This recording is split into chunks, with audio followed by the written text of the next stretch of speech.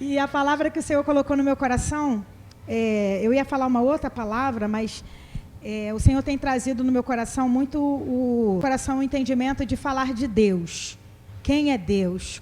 E hoje a palavra que eu trouxe, né, que o Senhor colocou no meu coração, é como entender Deus.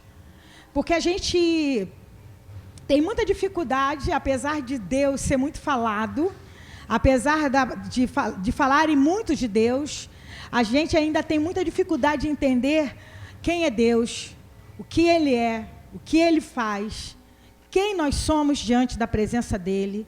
Né? Às vezes a gente tem uma impressão de Deus, como eu contei numa outra oportunidade, que Deus é um velhinho que está lá no canto do universo, né?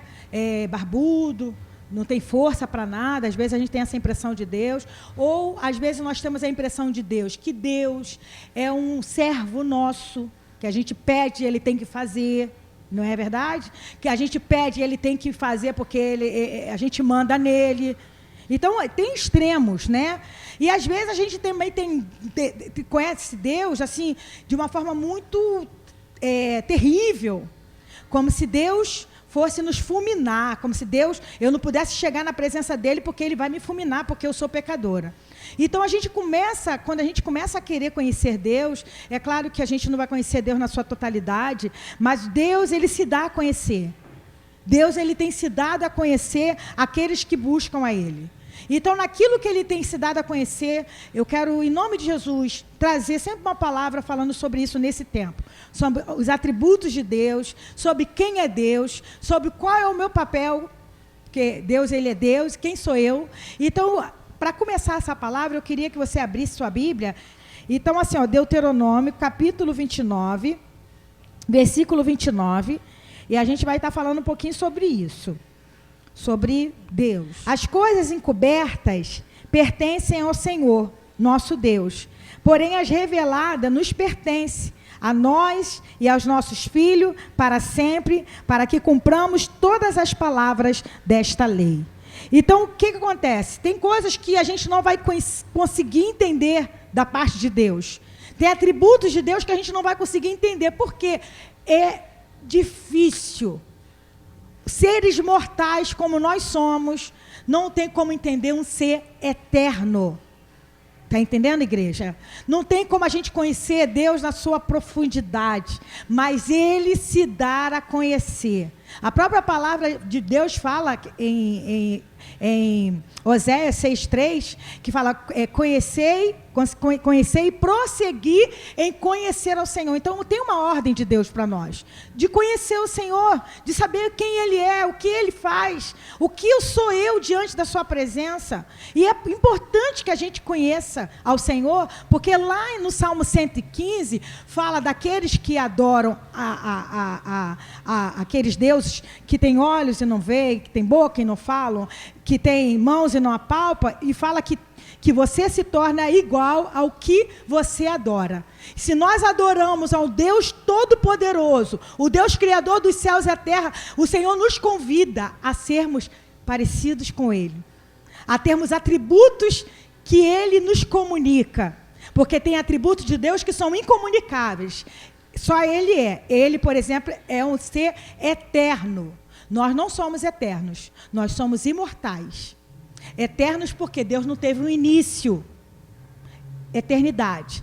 Eu e você tivemos um início. E por estarmos em Cristo, nós somos imortais. Porque ainda que passemos desta morte, nós não vamos morrer, porque estaremos eternamente com Ele. Então, existem atributos que é só de Deus, mas existem atributos que Ele passa para nós também. Deus é santo. E Ele nos comunica também esse atributo. Somos imperfeitos, mas Ele comunica a sua santidade. Deus é justo, Ele nos comunica também a sua justiça. Deus é amor e Ele comunica o amor a nós. Então hoje a gente vai falar um pouquinho sobre isso. Amém, igreja? Estão entendendo, sim ou não? Então vamos lá, vamos caminhar.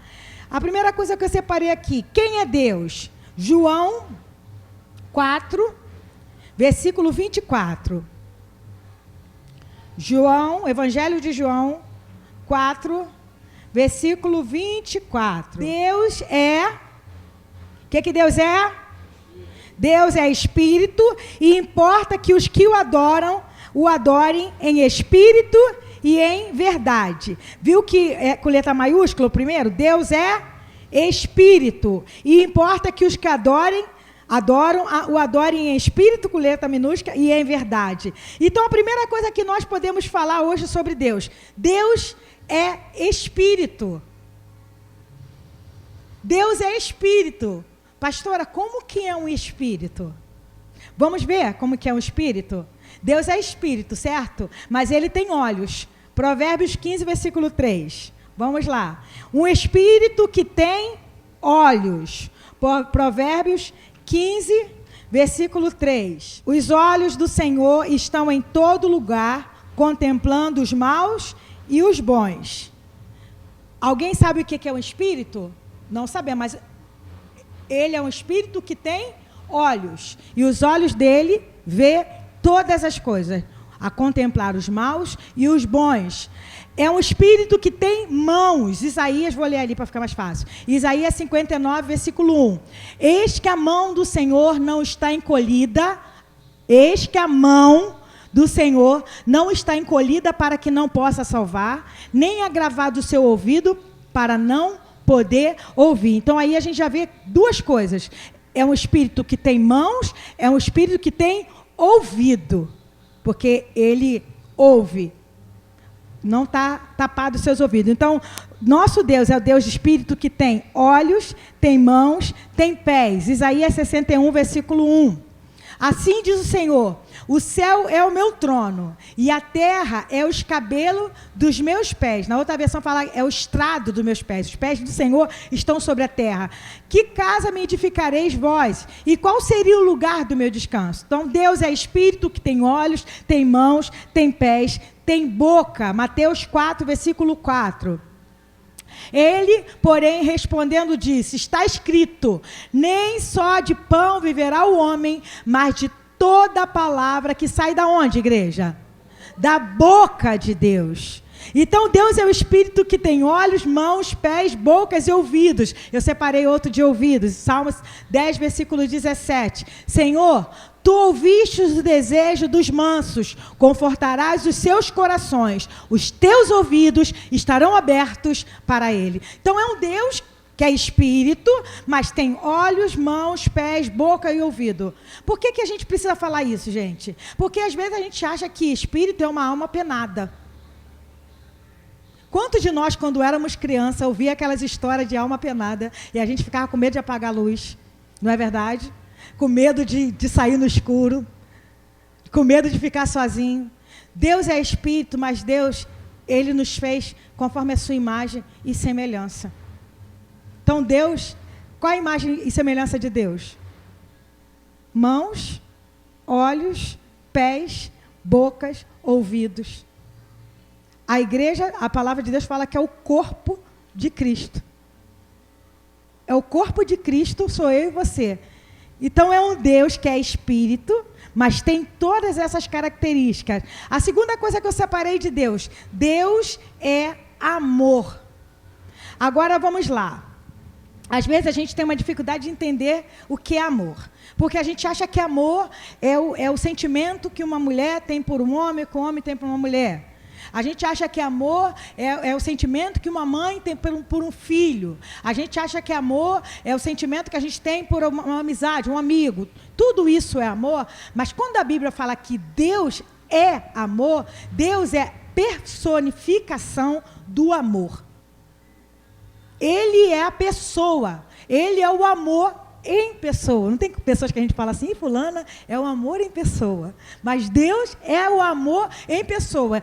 Tudo isso que nós temos, quando a gente ama nossos filhos, quando a gente ama nosso esposo, quando a gente ama nossa família, quando a gente distribui amor, é porque Deus é amor. O mundo ainda não acabou, porque tudo está contido em Deus, e por ele ser amor, ele deixou para nós esse atributo comunicável. Só que o nosso amor, você vê que o nosso amor é meio condicional, não é verdade? A gente ama alguém até aquela pessoa talvez nos decepcionar, não é assim? A gente ama nosso marido, aí fala assim, chega um tempo, não meu marido. Algumas pessoas que eu vejo falando, acabou o amor.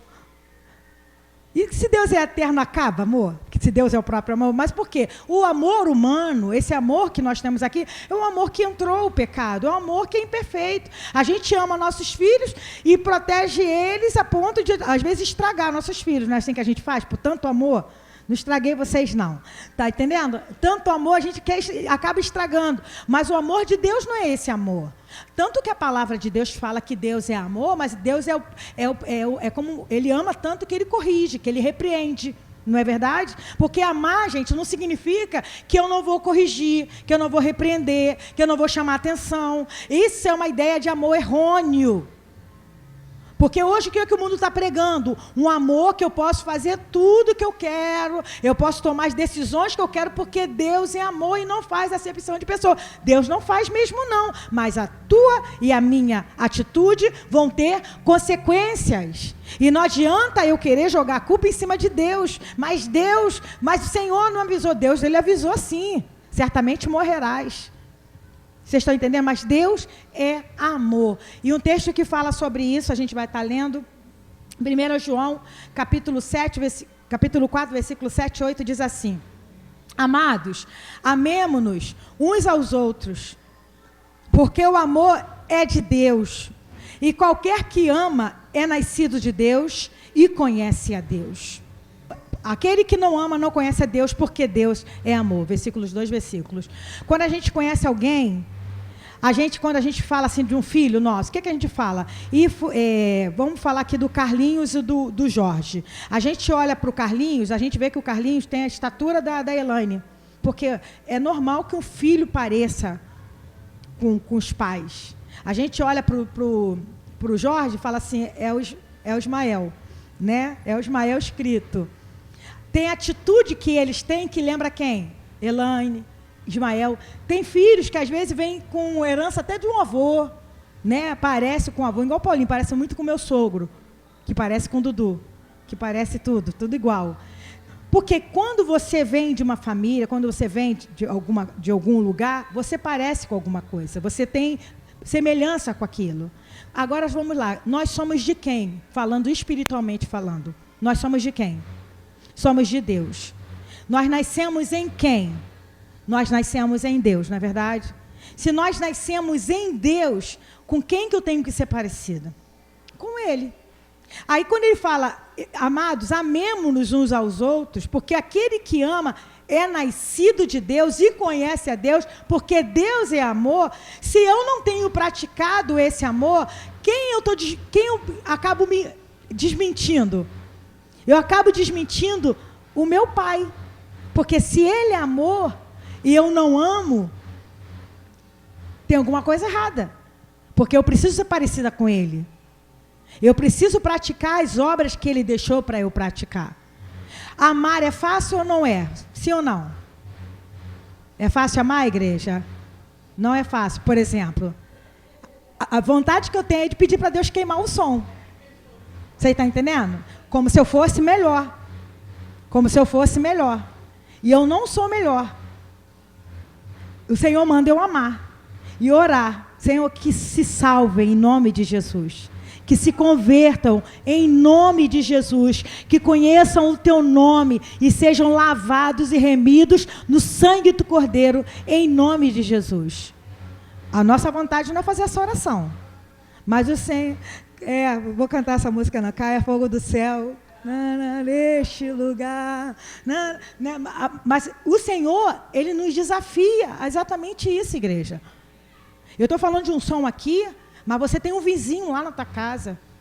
Você, às vezes, tem um marido que tem uma dificuldade. Às vezes, você tem um filho que tem uma certa dificuldade. Às vezes, você tem alguém lá no teu trabalho que te persegue. Ou alguém que levantou um falso contra você. Quem aqui já não sofreu disso? De se levantar e falso? E qual é a vontade que a gente tem, Salete? Qual é a vontade que a gente tem, né, Salete?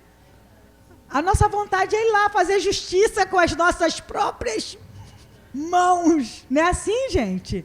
Ou eu estou mentindo, ou só eu que sinto vontade? A nossa vontade é ela fazer justiça com as próprias mãos, mas o que o Senhor nos chama? Filhos, amemos uns aos outros. Gente, deixa eu falar outra coisa. Não é porque você ama que você não vai corrigir. Amar não significa que você vai deixar as pessoas fazerem o que quiserem com você, porque você tem que amar. Não. corrija, chame atenção, sim, coloque no seu lugar, sim, mas tenha amor, a ponto de orar. Porque o próprio Senhor Jesus falou, orai pelos vossos inimigos e por aquele que vos perseguem. Então, é mais complicado ainda. Se Deus é amor, eu preciso manifestar aqui nessa terra o amor dele. A gente cantou uma música que fala que se rasga os céus e teu reino venha. Como que é o reino de Deus aqui na terra, gente? Será que o reino de Deus é aqui a casa? Será que o reino de Deus é a Assembleia de Deus? Será que o reino de Deus é a presbiteriana, a batista, a universal? O reino de Deus não é nenhum desses lugares. O reino de Deus está dentro de nós. Aqui é um lugar que a gente congrega. Aqui é um lugar onde a gente se estreita, onde a gente é afiado, onde a gente desempenha nossos ministérios, onde a gente é provado. Mas o reino de Deus, Jesus falou, está dentro de vós. Então, se o reino está dentro de mim, aonde eu vou, eu preciso manifestar esse reino. Eu preciso mostrar o meu rei. Quem é o meu rei? É o Deus de amor. É o Deus que ama, é o Deus que perdoa, é o Deus que anda 1 milha, 2 milhas, 1000 milhas. É o Deus que aceita, às vezes, um tapa aqui, ó, do lado da outra face. Nos ensina, pelo menos, a viver isso. É fácil? Não é fácil. Viver o reino de Deus é fácil? Não é fácil. Mas Ele tem nos ensinado que Ele é o Deus que está em todo lugar, Ele é o Deus que é Espírito, Ele também é um Deus de amor, e eu preciso manifestar esse amor. Eu preciso manifestar esse amor. Não é fácil. Tem vontade que às vezes a gente pensa em desistir. Desistir das pessoas, desistir de orar. Quantas vezes você já parou de orar por uma situação porque você não acredita mais que aquela situação possa mudar? Eu já parei, às vezes já parei de orar por algumas situações. E às vezes o Senhor vai lá e puxa a minha orelha e fala, continua orando. Porque o Senhor tem nos chamado para viver isso. E Deus é amor, é um atributo comunicável. É aquilo que é uma qualidade que Deus tem e me comunica e te comunica. Quanto mais você for cheio de Deus, mais você vai ter do amor de Deus saindo de você. A Bíblia não fala que a boca fala do que está cheio o coração? O que a tua boca está falando tanto? Se a tua boca está falando muito palavrão, porque o que está cheio do teu coração é de palavrão. Se a tua boca está saindo muita mentira, porque o que está cheio do teu coração é de mentira. Se a tua boca está saindo muitas palavras indecentes, é porque o que está cheio do teu coração são palavras indecentes. Mas agora, se você está cheio de Deus, não tem como você falar outra coisa a não ser Deus. Se você está cheio da palavra, da tua boca sai a palavra. Se você está cheio dos louvores de Deus, da tua boca saem os louvores. É necessário a gente se encher da presença de Deus. Buscar a face do Senhor para que a nossa boca só transmita o que está no nosso coração. Amém, igreja? Estão entendendo, sim ou não? Amém. Então vamos lá. Primeiro, Deus é espírito, mas é um espírito que tem olhos, mãos, pés, boca, ouvido. Deus é amor. Agora eu vou falar de uma terceira situação. Deus é fogo consumidor. A gente até cantou hoje aqui um louvor que fala isso. Deus, fogo consumidor. Êxodo 24, 17. Fala assim, e o parecer da glória do Senhor era como um fogo consumidor no cume do monte aos olhos dos filhos de Israel. Não vai para o próximo, não. Essa situação aí, o povo não queria, nem quis subir. Porque Deus tinha marcado uma reunião com o povo no cume. Tinha marcado uma reunião com o povo, para que o povo fosse diante da presença de Deus. Mas quando o povo chegou perto, que começou a ouvir os trovões, que começou a ouvir os barulhos, os raios, tudo, falou, não, Moisés, vai você, porque a gente não tem condições. Vai lá você, e Moisés que subiu. Porque ao aparecer da glória do Senhor, era como um fogo consumidor no cume do monte aos olhos dos filhos de Israel. Isaías 29, versículo 6. Do Senhor dos exércitos serás visitada com trovões, com terremotos, e grande ruído com tufão de vento, e tempestades, e labaredas de fogo consumidor. Deus é fogo consumidor. Isaías 30, versículo 27. Eis que o nome do Senhor vem de longe, ardendo a sua ira, sendo pesada a sua carga. Os seus lábios estão cheios de indignação, e a sua língua é como fogo consumidor. Hebreus 12, 29. Porque o nosso Deus é um fogo consumidor. Quando você lê no Antigo Testamento, todos os textos que nós lemos falam, é como um fogo consumidor. É como um fogo consumidor. Quando chega em Hebreus, que está consumada realmente, Cristo veio, levou sobre si os nossos pecados. Deus é um fogo consumidor. E é terrível quando falamos de Deus como um fogo consumidor, porque parece que está em discordância com Deus que é amor, mas não está em discordância com Deus que é amor. Não tem como eu falar de Deus e amar mais uns atributos dele e não amar outros atributos dele, porque um dos atributos de Deus é a ira de Deus. Deus está irado com o pecado. Deus está irado com as gerações que andam em pecado. Não tem como eu falar que só quero Deus de amor e rejeitar a ira de Deus, porque Deus, Ele é tudo isso. É o Deus de amor, é o Deus de justiça, é o Deus de paz, de bondade, é o Deus consumidor. Por isso que quando a gente fala de Deus consumidor, não tem como a gente querer viver uma vida diante da sua presença de qualquer maneira. Vocês estão entendendo, igreja? Não tem como a gente querer viver uma vida diante do Senhor de qualquer maneira. Ah, porque Deus sabe que eu sou pecadora mesmo, Deus sabe que eu sou pecador, eu vou cair no pecado porque Ele sabe, e eu vou diante dEle e eu peço perdão. Não, eu vou falar isso como eu já falei uma vez. O pecado precisa ser um acidente na nossa vida. Pecado maquinado é iniquidade, é coisa que já está plantada dentro do nosso coração. Pecado como acidente é aquela quando você veio, você falou, foi sem querer talvez, porque a gente é pecador. E Deus tem nos chamado para entender que Ele é um Deus que é fogo consumidor. E por Ele ser um fogo consumidor, Ele vai requerer o que eu tenho feito, das obras, das minhas mãos e das suas mãos. Não tem como eu tratar Deus como um Deus que perdoa, como um Deus que amou, como um Deus que eu posso fazer o que eu quiser. Gente, tudo que a gente faz, tudo que a gente planta, a gente colhe. É fato. É fato. E às vezes a gente trata Deus como um bonequinho que a gente possa manipular. Ah, Deus, você vai me perdoar, Senhor, mas eu já estou pensando, eu vou lá fazer. Entre você pensar e você ir lá fazer, são dois extremos. Porque eu já ouvi isso de pessoas falando. Ah, eu já estava pensando mesmo, então eu vou lá, já pratico, já cometo, porque Deus perdoa a gente.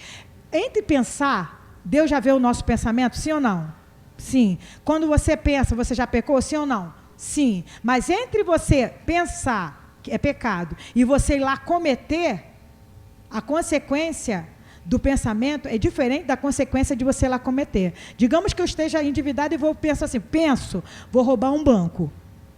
Pensei, pequei, vou roubar um banco. Agora vai eu lá roubar um banco. Primeiro que eu nem sei roubar banco. Qual a consequência que eu vou sofrer de eu ir lá fazer uma coisa dessa?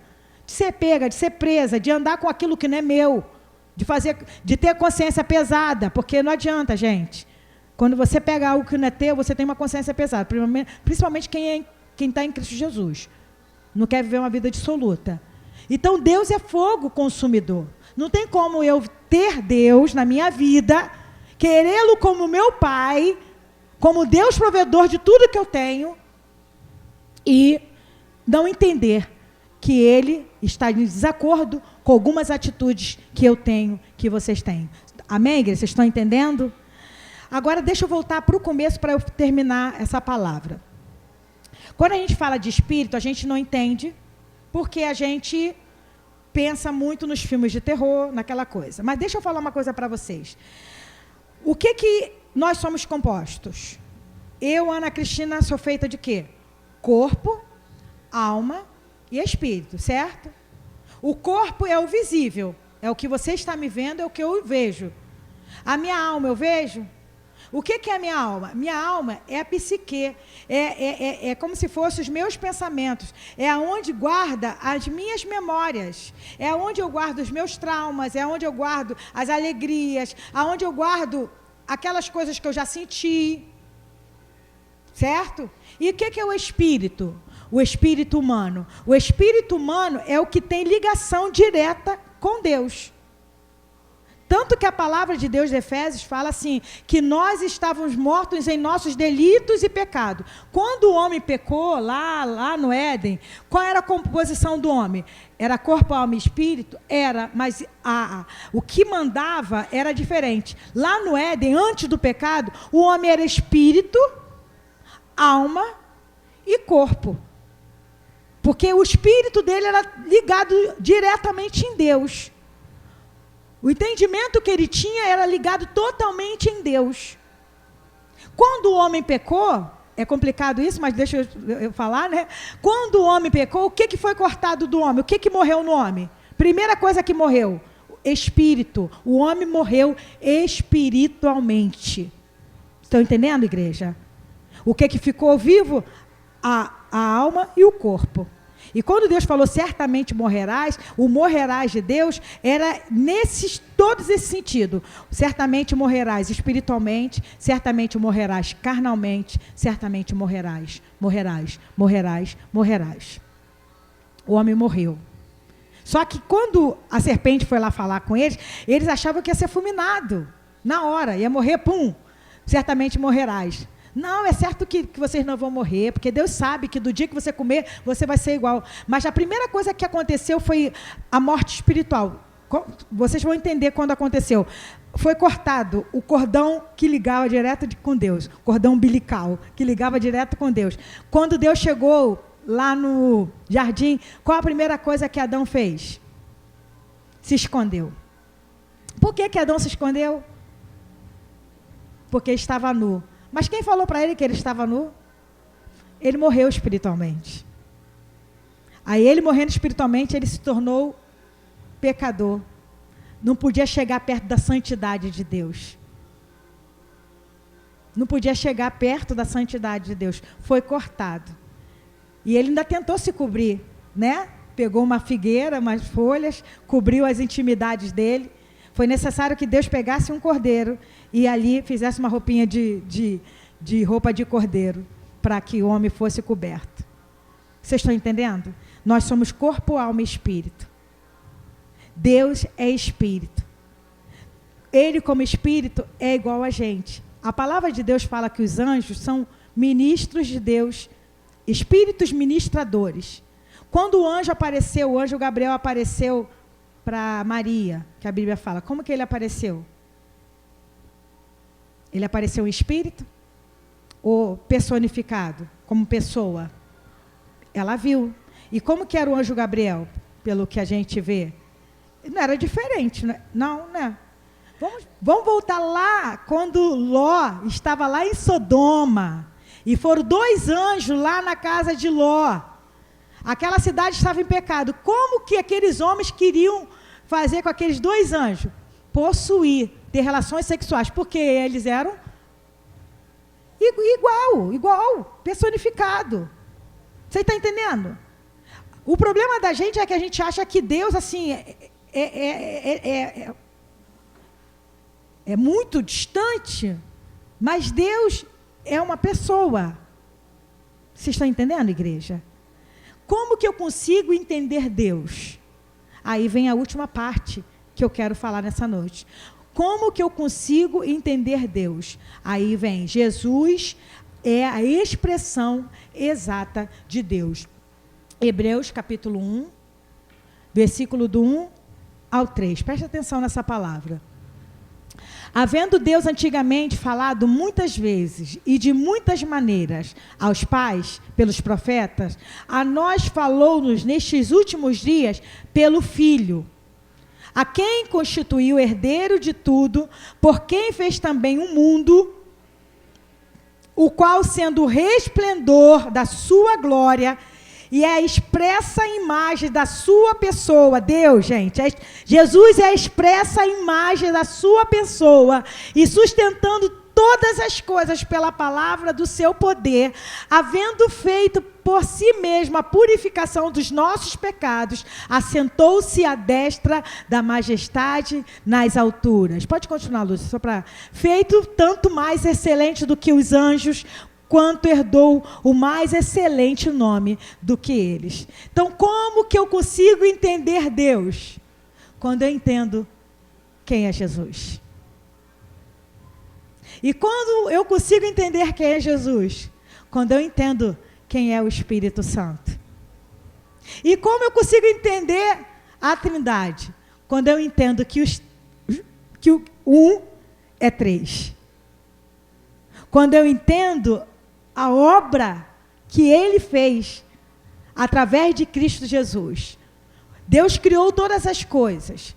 Lá, a Bíblia fala aqui em Hebreus mesmo, não separei esse versículo, que quando Deus criou todas as coisas, que Jesus já tinha sido crucificado antes da fundação do mundo. Quando Deus criou todas as coisas, Ele é eterno, Ele sabia que o homem ia pecar. Ele sabia que o homem ia morrer espiritualmente. Antes da fundação do mundo, Ele já providenciou para nós a salvação em Cristo Jesus. Antes, aí quando Cristo esteve aqui, o que Jesus falou para os seus discípulos? Eu estou aqui com vocês, mas eu não posso ficar aqui com vocês da forma como eu estou. Porque Jesus ficaria muito limitado a 12 homens. Se eu não for, o Consolador não virá. E Ele estará em vós. Então isso é para a gente entender quem é Deus. Dá para entender Deus na sua totalidade? Nunca. Eu gosto muito de um pregador que ele fala que no céu a gente acha que a gente até morrer a gente vai conhecer Deus aqui, certo? E que lá no céu a gente vai passar uma eternidade conhecendo a Deus. Uma eternidade, porque não tem como conhecer a Deus primeiro aqui na terra, com a limitação que nós temos de idade. E na eternidade a gente vai passar uma eternidade conhecendo Deus. Então, quando a gente não sabe daquilo que não conhece direito, como a gente não conhece, o que a gente faz? A gente se rende, a gente se prostra, a gente fala para Ele, Senhor, eis-me aqui.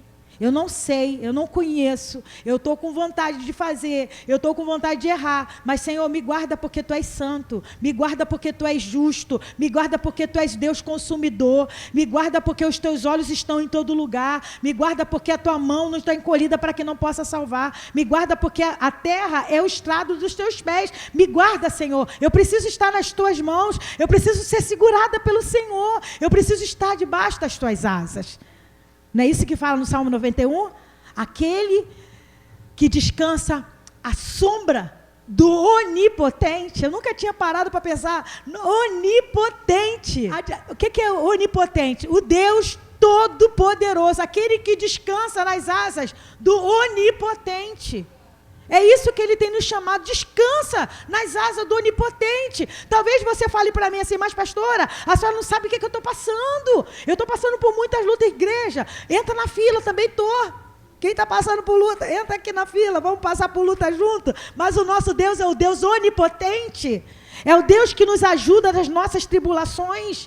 É o Deus que nos ajuda e nos defende. Você entende o que é isso? Um Deus que trabalha para aquele que nele espera. Um Deus poderoso. Poderia, num estalar de dedo, terminar com tudo. Viu, Carlos? Podia acabar com tudo. Só tirar a respiração. Matava todo mundo sufocado. Mas Ele não fez isso. Porque ainda tem propósitos para serem vividos. Porque ainda tem situações que Ele quer fazer na minha vida e na tua vida. Porque ainda tem pessoas para serem salvas. Quem sabe não é você que Deus vai levantar para salvar, para ser o instrumento de Deus para salvar essas pessoas. O Deus Todo-Poderoso. Mas sendo Todo-Poderoso, Ele me escolheu, Ele te separou, te pensou. Eu gosto muito dessa expressão, Ele te pensou. Lá de onde você estava, no meio da tua família, no meio da tua parentela, no meio da tua casa, no meio da sujeira, no meio da servidão do pecado. E falou, você é minha, você é meu. Não é isso que a palavra de Deus fala? Que Ele pega o homem do monturo e faz dele sentar-se entre príncipes, faz da mulher estéril, mãe de filhos. Esse é o nosso Deus. Nada é igual ao seu redor, tudo se faz com seu olhar, todo o universo se formou no seu falar.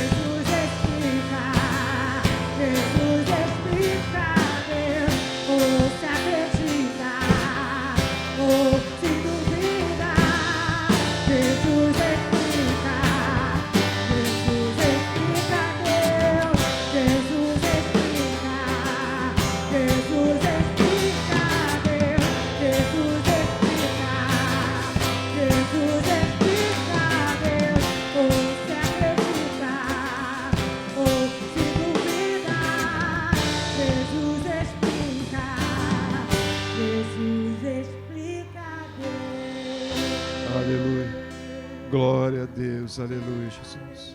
Obrigado, Jesus, por tamanha graça.